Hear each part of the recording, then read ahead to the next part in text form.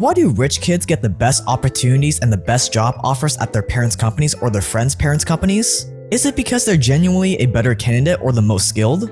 Maybe, but we all know that's not always the case. So why? It's because these companies simply know, like, and trust the rich kid more than the other candidates. Know, like, and trust, that is the key difference. And it's what's called the KLT factor.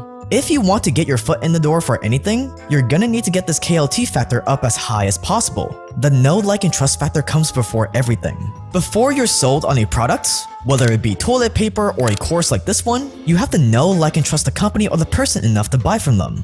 Before you bought this course, you had to know, like, and trust me enough to pull out your credit card and buy. Before you decide which chocolate or water bottle you want to buy, if you don't know, like, and trust Nestle because you saw our video on Nestle, then you're probably not going to buy from them if there's another option at the same price. The same applies to getting a remote job. Because if you're an employer and you're looking to bring in some stranger into your company, that comes with a lot of risk. You could risk losing money, time. You could be putting your trade secrets at risk. So as an employer, you're going to naturally gravitate towards the candidates that you feel you know, like, and trust more than the others, even if the other candidates may have better skills. It may not sound fair, but that is just human nature.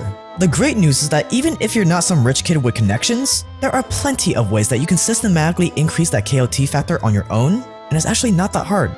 To increase the know factor, maybe you add a headshot of yourself on your resume, so you're not just a faceless piece of paper, and so that the employer can see that you're a normal, not weird-looking person. Maybe you make a phone call to the employer after you apply, or maybe you stop by in person to follow up on your application, so that way they actually know you in real life. Maybe during those interactions, you present yourself as an industrious, kind, persistent go-getter that not only do they now know, but they also like and trust.